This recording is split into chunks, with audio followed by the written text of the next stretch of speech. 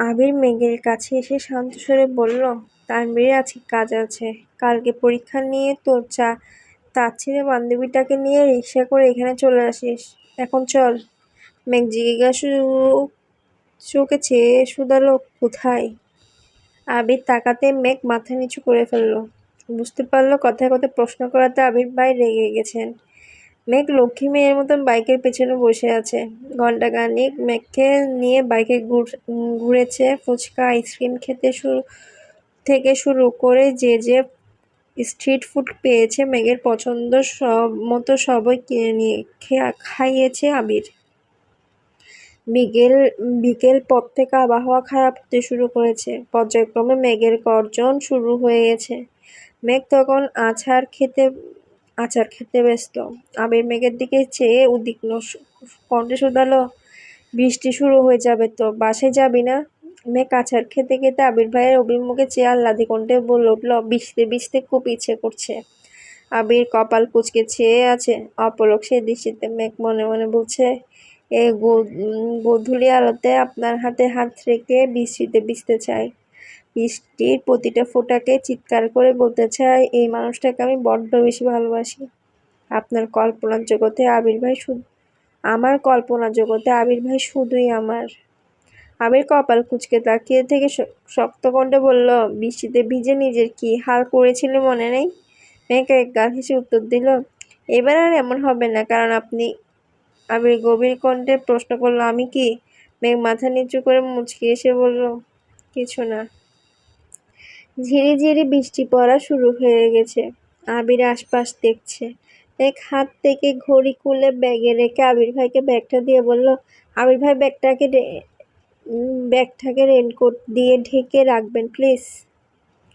মেঘের কথায় আবির নির্বোধের ন্যায় মেঘের দিকে চেয়ে ঠোঁটের কোণে হাসি রেখে বলল, রেনকোটে পরা দরকার তোর, আর তুই তোর ব্যাগকে রেনকোট পরাতে বলছিস? মেঘ হাসি মুখে বলল, বই খাতা পিছলে তো পড়তে পারবো না আমি পিছলে তো সমস্যা নেই।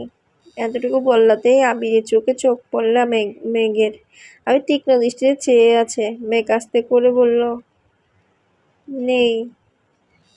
ওর কণ্ঠতেই গুণ ভারী করে জানালো, ভিজতেছিস ভিজ, জ্বর যদি হয় তাহলে তোর খবর আছে বলে দিলাম। সমস্যা আছে কিনা নেই সেটা তখন বুঝবি। মেঘ বিড়বিড় করে বলল, আগে আপনার সাথে বৃষ্টি উপভোগ করে নিই, তারপর প্রয়োজনে জ্বর সর্দি উপভোগ করে নেব। বৃষ্টি বাড়তে শুরু করেছে, মানুষ ছোটাছুটি করছে। আবির আর মেঘ দাঁড়িয়ে মানুষের ছোটাছুটি দেখছে। একসময় বাড়ি বর্ষণ শুরু হয়েছে। দুজনের সর্বাঙ্গ ভিজে একাকার অবস্থা, কিন্তু কেউ যেন এক চুল নড়ছে না। মেঘ আকাশের পানে মুখ করে চোখ বন্ধ করে বৃষ্টি উপভোগ করছে, আর আবির সেই মায়াবী মুখের অভিমুখে নেশাক্ত চোখে চেয়ে আছে। ঠোঁটের কোণে এক চিলেতে হাসির ঝলক। মেঘ আকাশের পানে চেয়ে মনে মনে কত কিছু চেয়ে ফেলেছে, তা আবিরের অজানা। মেঘের খুব ইচ্ছে করছে আবির ভাইয়ের হাত রেখে বৃষ্টিতে হাঁটার, কিন্তু আবির ভাইয়ের হাত ধরার সাহস তো ছোট্ট অষ্টাদশীর এখনো হয়নি। তারপর ভাবলো, পাশাপাশি হাঁটতে পারলেই মনে শান্তি লাগবে। মেঘ কিছু সময় পর স্বাভাবিক হয়েছে। তৎক্ষণাৎ আবির দৃষ্টি সরিয়ে কিছুটা নড়ে চড়ে উঠল। মেঘ আবিরের দিকে চেয়ে আহ্লাদে কণ্ঠে বলল, চলুন না হাঁটি। মেঘের কথা শুনে আবির সহসা 2 কদম এগিয়েছে। মেঘ তখনও আগের জায়গাতেই দাঁড়িয়ে আছে। আবির নিজের বাম হাতে বাড়িয়ে দিল, হাতটা ধর, না হয় তখন আবার বৃষ্টিতে পা পিছলে পড়ে যাবি। কথাটা বলতে দেরি হয়েছে, কিন্তু আবিরের হাত খপ করে ধরতে 1 সেকেন্ড দেরি করেনি মেঘ। এমনভাবে হাত আঁকড়ে ধরা দেখে আবির সামনের দিক দিয়ে চেয়ে মুচকে হাসল। অষ্টাদশীর তো জানা নেই এই আবিরের মনে অষ্টাদশীর চেয়ে 1000 গুণ বেশি প্রেমানুভূতি সর্বক্ষণ বিচরণ করে। 24 ঘন্টা আবিরের মাথায় শুধু মেঘই ঘুরপাক খায়। অষ্টাদশী কিভাবে, কি চায়, সবই আবির বুঝতে পারে। তবে কিছু প্রকাশ করে, কিছু অপ্রকাশিত রাখে। রাজপুত্র আর রাজকন্যা হাতে হাত রেখে পাশাপাশি হাঁটছে।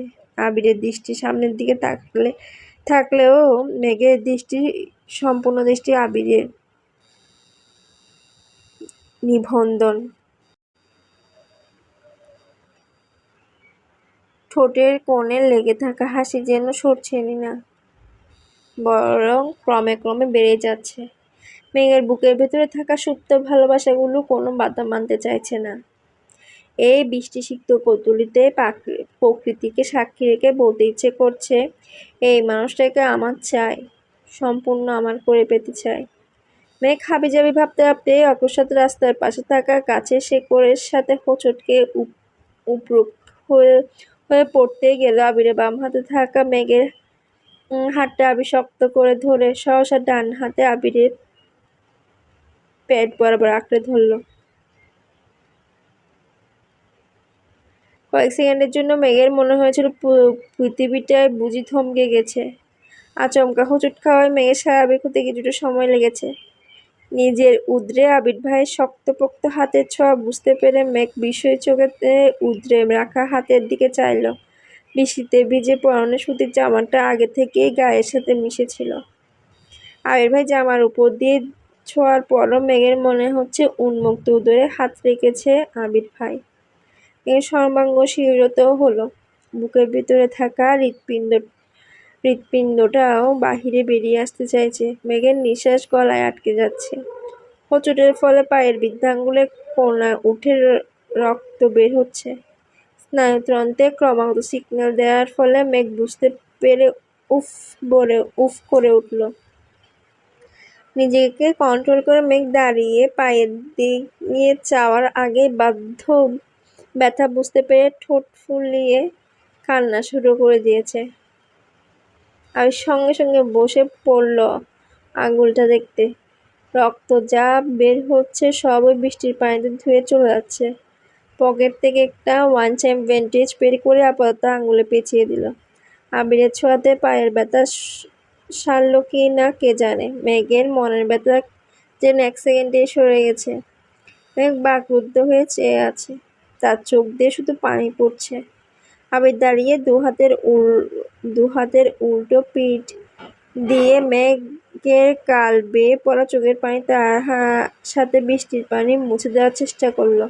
তারপর আবির তপ্ত স্বরে বলল, এত সামান্য ব্যথা এভাবে কাঁদলে হবে? তৎক্ষণাৎ মেঘের ফুঁফানো বন্ধ হয়ে গেছে। মেঘ কিছু বলার আগে আবির আচমকা মেঘকে কোলে তুলে নিল। মেঘের চোখ কোটর ছেড়ে বেরিয়ে আসতে চাইছে। নিজেকে সামলাতে সহসা এক হাতে আবিরের শার্টের বোতাম সহ কিছুটা অংশ চেপে চোখ বন্ধ করে ফেলেছে। রাস্তার দুপাশে বড় বড় গাছ, বৃষ্টিতে ভেজা পিচঢালা রাস্তায় মেঘকে কোলে নিয়ে আবির হাঁটছে।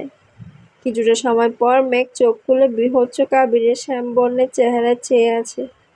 আবিরের চুলে, নাকে, মুখে, গালে পড়া বৃষ্টির ফোঁটা কিছুটা মেঘের মুখেও ছিটকে পড়ছে। মেঘ ধীর কণ্ঠে বলল, নামিয়ে দিন, আমি যেতে পারবো। আবির ভাই এভাবে কুলে তুলে নেওয়াতে মেঘের সর্বাঙ্গে কারেন্টের শক খেয়েছে। এই মানুষটার কাছাকাছি আসলেই যেখানে মেঘের হৃৎপিণ্ডের বুকানি বেড়ে যায়, সেখানে এভাবে কোলে তুলাতে তার সবকিছুই যেন এলোমেলো হয়ে যাচ্ছে। তাই মন না চাইতেও আবিরকে বলল নামিয়ে দিতে। আবির নিয়ত কণ্ঠে বলল, চুপ করে থাক। মেঘ নিশ্চুপ হয়ে আবির ভাইকে দেখছে।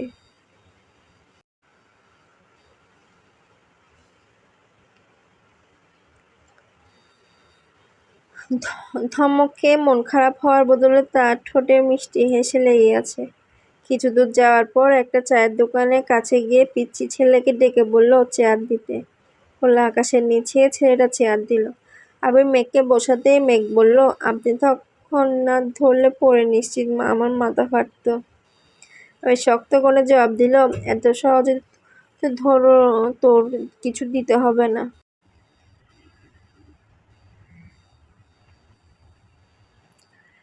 এত সহজে তোর কিছু হতে দিব না। পরিস্থিতি যতই বেসামাল হোক, আমি ঠিকই তোকে সামলে রাখবো। এ কথা শুনে মেঘ বিস্ময় চোখে আবিরের ভাইয়ের পানে চেয়েছে। কথার গভীরতা ঠিক কতটা সেটা বুঝতে না পারলেও কথাটা তার খুব মনে ধরেছে। বৃষ্টি কিছুটা কমে এসেছে। আবির শান্ত কণ্ঠে বলল, চা খাবি? মেঘ ঘাড় কাত করে সম্মতি দিল।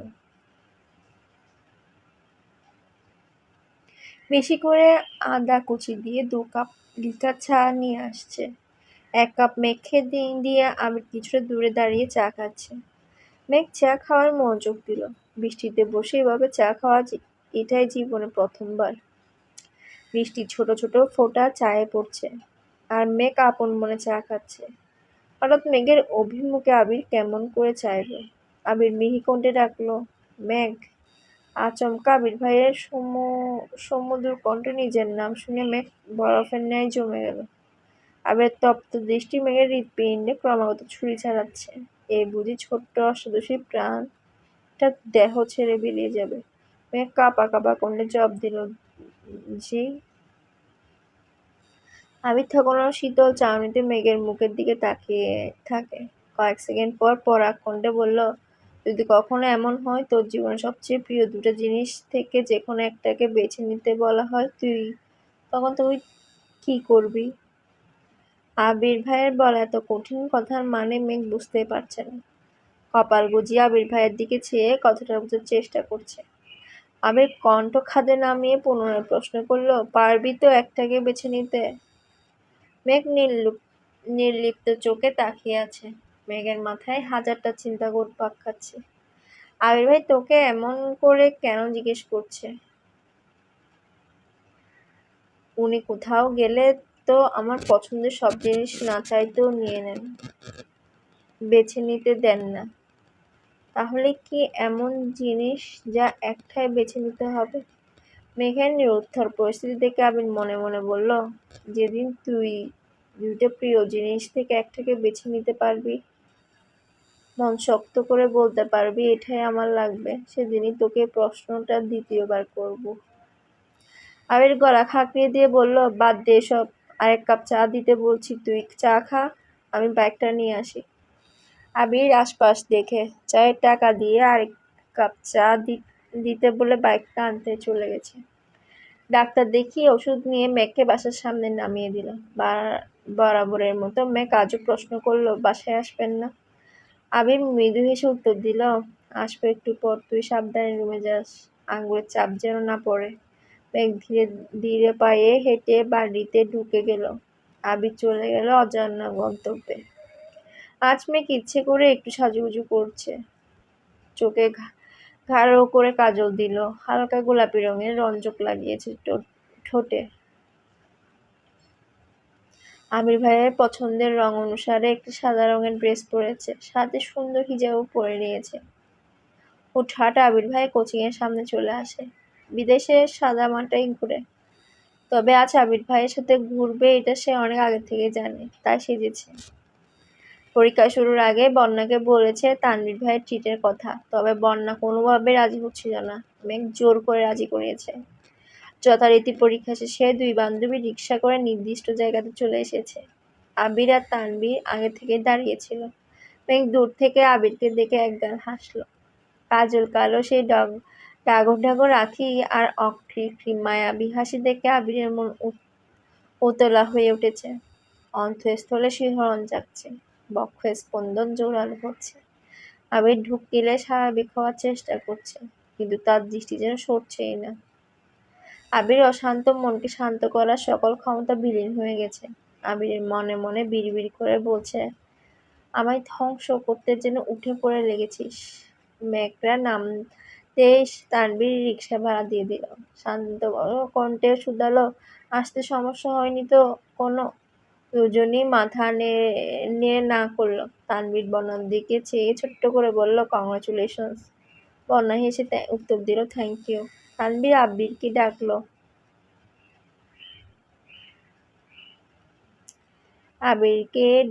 ভাইয়া চলো। তানভীর যে ডাকে আবির স্বাভাবিক হলো। দীর্ঘশ্বাস ছেড়ে বলল, চল। আছে একটা রেস্টুরেন্টে গেছে খেতে। খাওয়ার ফাঁকে ফাঁকে আবির শুধু মেঘকে দেখছে। মেঘ তাকালেও দৃষ্টি সরিয়ে নিচ্ছে। এই চোখে জাদু আছে যা এই শ্যামবর্ণে সুঠাম দেহী পুরুষকে মুহূর্তেই দুর্বল করে দিয়েছে।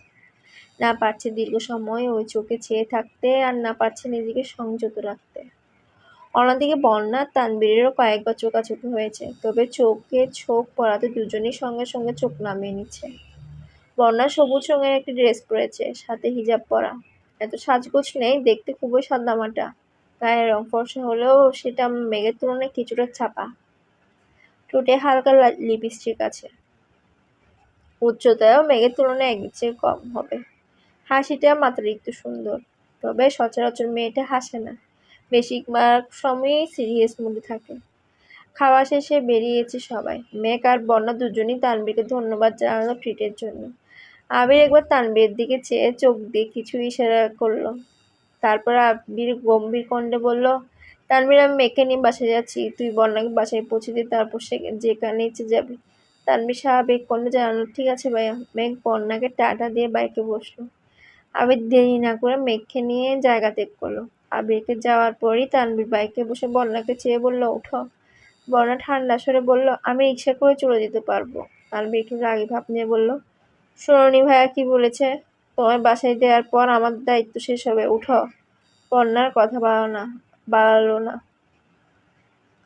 হেলমেট পরে মাঝখানে জায়গা রেখে বাইকে বসলো। পেছন দিকে ধরে রেখেছে। তানভীর জীবনে প্রথম মেয়েকে নিয়ে বাইক চালাচ্ছে। তাই কিছুটা ভয়ে আছে। এজন্য এত জোরে বাইক চালাচ্ছে না। কিছুটা যাওয়ার পর রাস্তার পাশে বাইক রেখে বলল, তুমি একটু দাঁড়াও, আমি আসছি।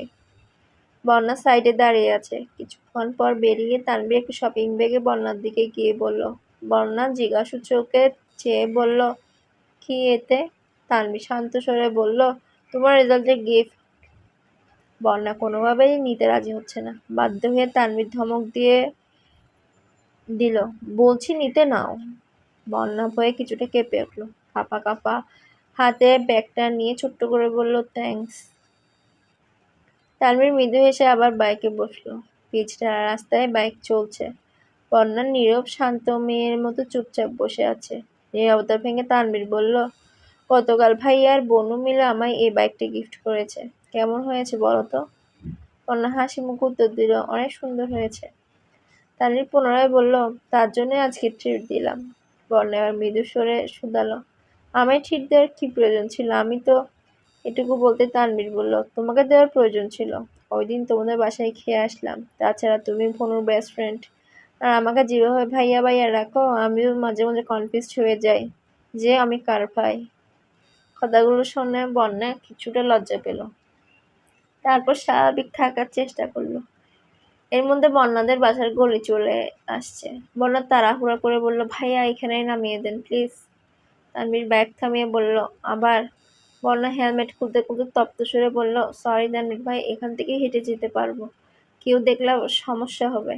সমস্যা বুঝতে পেরে তানভীর স্বাভাবিক কণ্ঠে বলল, সাবধানে যেও। আর পড়াশোনা করো ঠিক মতো। আল্লাহ হাফেজ। বন্যাও আল্লাহ হাফেজ বলে শপিং ব্যাগ নিয়ে গলি দিয়ে হাঁটছে। তানভীর কিছুক্ষণ স্থির দাঁড়িয়ে চেয়ে রইল সেদিকে। তারপর আবার বাইক স্টার্ট দিয়ে চলে এলো।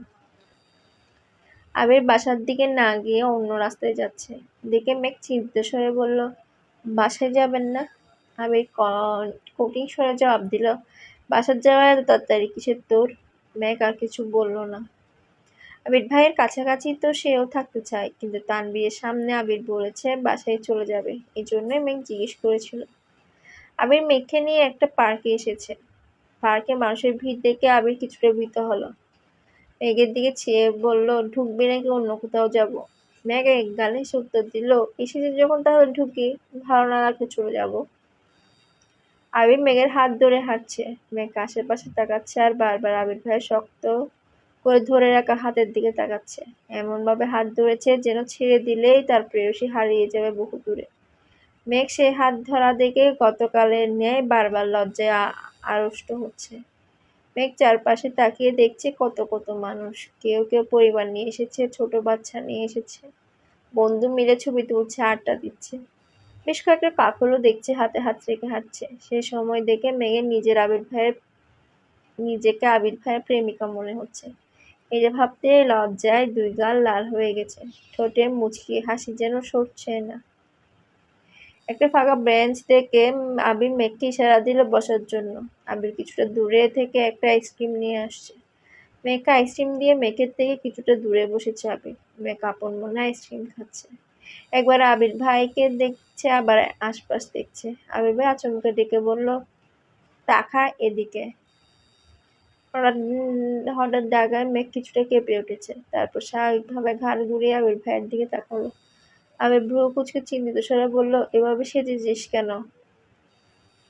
মেঘ মুখ ভোঁতা করে আবিরের দিকে তাকিয়ে আছে কয়েক মুহূর্ত পর বলল, খুবই সাজছি, শুধু কাজল আর এটুকু বলতে আবির বলল, শুধু কাজলটাও আর দিবি না?